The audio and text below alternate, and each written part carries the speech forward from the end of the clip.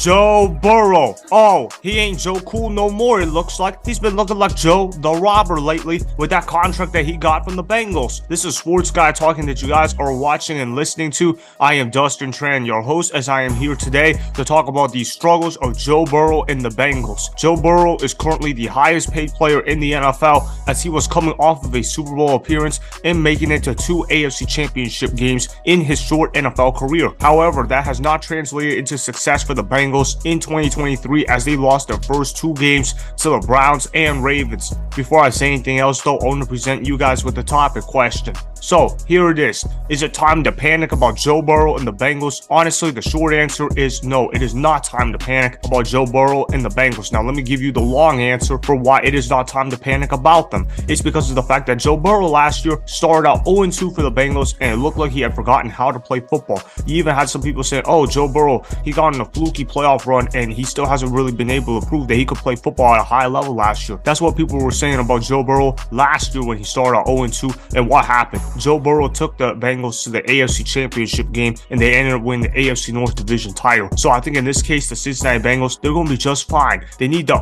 RELAX, relax, just relax, calm down, everyone. Just because the Bengals started out 0-2 this year doesn't mean that their season is going to be defined right now. If we were to judge NFL teams after 2 games, we would be having very flawed judgments. We would be saying right now, oh my goodness, Baker Mayfield, he looks so good this year. He looks like he's going to be the comeback player of the year, and that he's been playing amazing, and that the Tampa Bay Buccaneers are better off without Tom Brady. But of course, nobody's going to say that because that sounds stupid. That sounds fraudulent. That sounds flawed. And the Cincinnati Bengals right now, they're not playing good right now. I'm not going to kid around with that, but they're 0-2 because of injuries. It's not because they're a bad team. Look, Joe Burrow's been out of training camp for essentially 6 weeks. He's coming off of a calf injury. Yes, I understand that he re-aggravated it, and it seems like he's not going to be 100% this season, but Joe Burrow is still a great quarterback. There's a reason why Joe Burrow at 70% is still better than a lot of starters in the National Football League. Joe Burrow is still one of the top quarterbacks in the NFL. Just because he's been struggling for 2 games doesn't mean that he's a bad player. That being said though, he needs to start living up to the contract that he got from the Bengals. 5 years, $275 million. You're now the highest paid player in the NFL. You can't afford to take weeks off. You need to be able to perform at a high level as often as possible, and Joe Burrow hasn't been able to provide that. Now, this year, the Bengals, they lost 2 games to begin the year, but these 2 losses that they did have to start off the year, they were against division rivals, so that's obviously not a good start to start off of because they lost to the Cleveland Browns at Cleveland. Joe Burrow,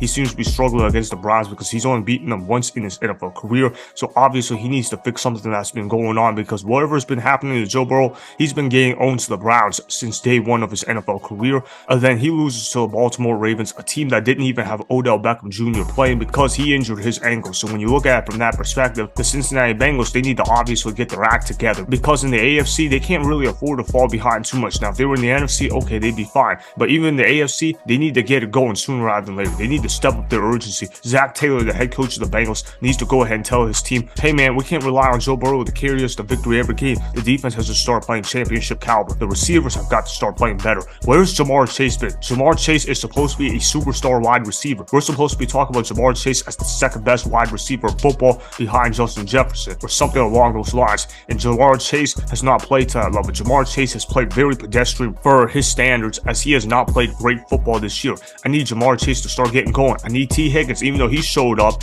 against the Ravens yesterday. We need T. Higgins to get going. We need Tyler Boyd to get going and start playing like the capable slot receiver that we know that he is capable of playing. And Irv Smith Jr., I think the Cincinnati Bengals have got to be very, very disappointed with the production that he has put out there on the football field because Irv Smith Jr. was supposed to serve as an upgrade over Hayden Hurst, but he has not provided that whatsoever. Irv Smith Jr. has looked like he's been non-existent on the football field, and whatever happened to this Bengals defense? We talked about the Bengals defense playing at a high level the last 2 seasons. What has happened to them? They've allowed 23 points to the Cleveland Browns, and then they allowed 27 to the Baltimore Ravens. If your defense is averaging 25 points per game in terms of what they're allowing, that's not going to win you football games more often than not. The Cincinnati Bengals need to go ahead and address the problems that they have right now on defense. They need to be able to guard the passing game better. They got to be able to stop the run. They are regressing in terms of stopping the run. They need an interior defensive defensive linemen to go ahead and step out and say, you know what, I'm getting tired of getting burned by the run. I need to go ahead and stop the run at all costs, because whenever I have watched the Cincinnati Bengals this year,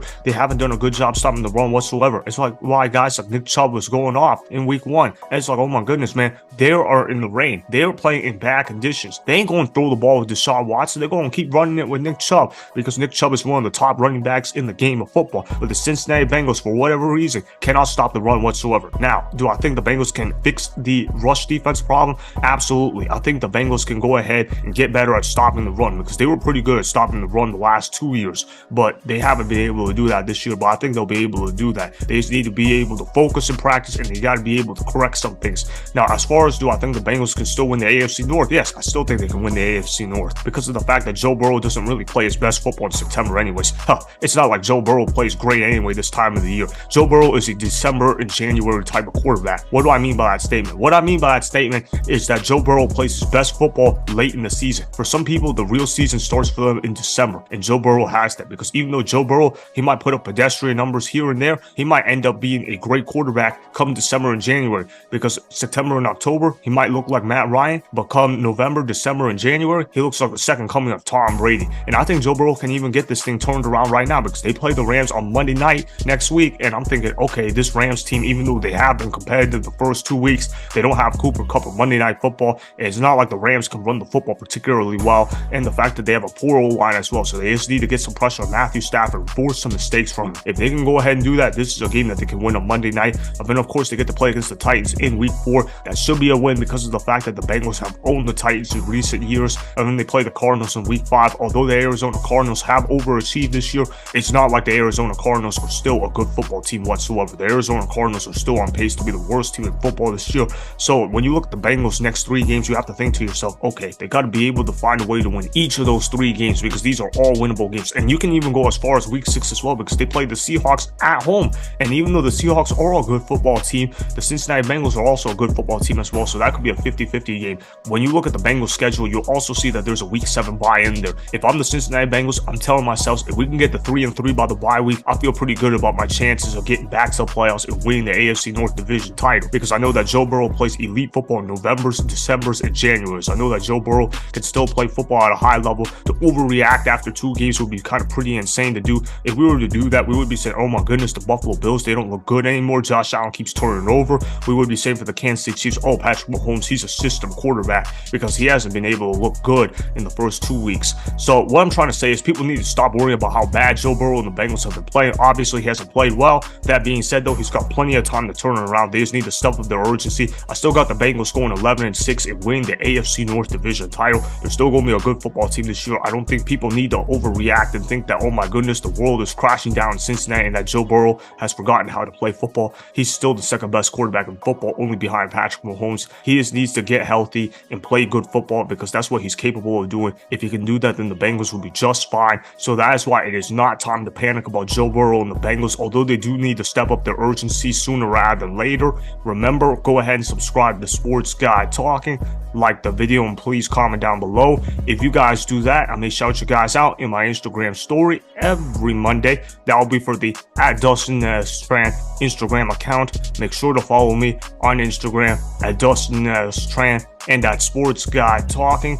Also, go follow me on Twitter @Dustin Tran.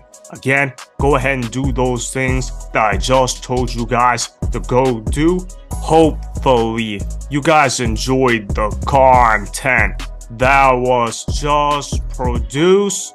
Peace out.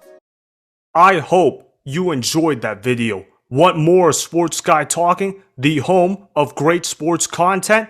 Make sure you click that subscribe button to get the latest from Sports Guy Talking. Go ahead and like the video, comment down below, check the description box on the video in order to follow my Instagram and Twitter. Also, be sure to check out more of the best clips from the YouTube channel, Sports Guy Talking.